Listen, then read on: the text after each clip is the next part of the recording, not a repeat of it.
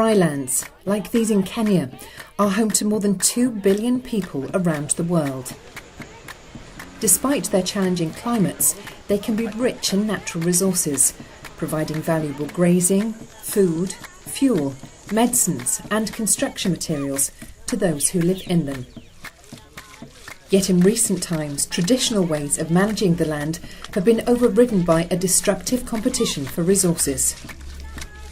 In some places, discriminatory laws and shifts to more intensive agriculture have increased the problems caused by an already uncertain climate. The results are environmental damage and deep rural poverty.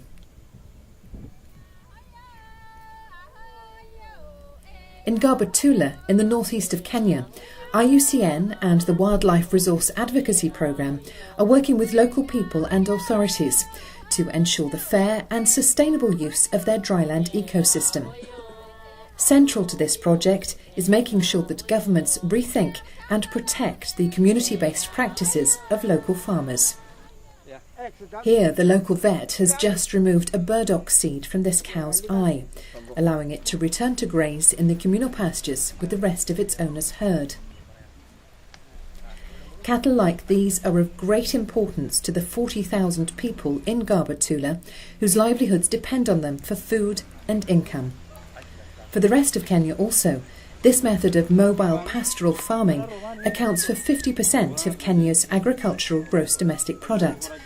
Yet, in recent times, such traditional pastoralism has been criticised as a backward mode of agriculture that ties its workers to poverty, as well as leading to desertification and the decline of wild animal species. IUCN is working to reverse these negative assumptions. Recent studies have shown that nomadic farming is 20% more productive than ranching in terms of annual calf and milk production. From the conservation perspective, pastoral grazing is now understood to enhance biological diversity within the wider ecosystem, to stimulate the growth of pastures, reduce the presence of weeds, and improve mineral and water processes. Unlike more intensive forms of agriculture that leave the soil exposed to the effects of erosion and carbon loss, pastoral farming gives security to both people and nature. As a result, IUCN aims to protect pastoralism by working with local representatives to ensure that traditional rights of resource access are recognised by the government. The main focus of the project is documenting the traditional knowledge, the indigenous knowledge of the pastoralists, and taking it to a level where that particular knowledge is a bylaw at the county level. A second aspect of protecting pastoral farming's future involves working with farmers themselves to improve the sustainable use of their resources. Building better water storage and drainage systems, for instance, can help raise water tables for the whole region, as well as providing for livestock. Over 400 cows per day for this well. The water level gets recharged. But this is very labor intensive.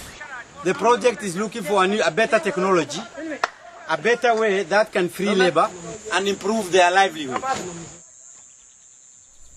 The project has also opened up new opportunities for development and investment, such as linking pastoralists to markets and the creation of an eco-tourist village. We come with an intention to promote our culture. The small amount we are getting from the tourists, we used to educate our children.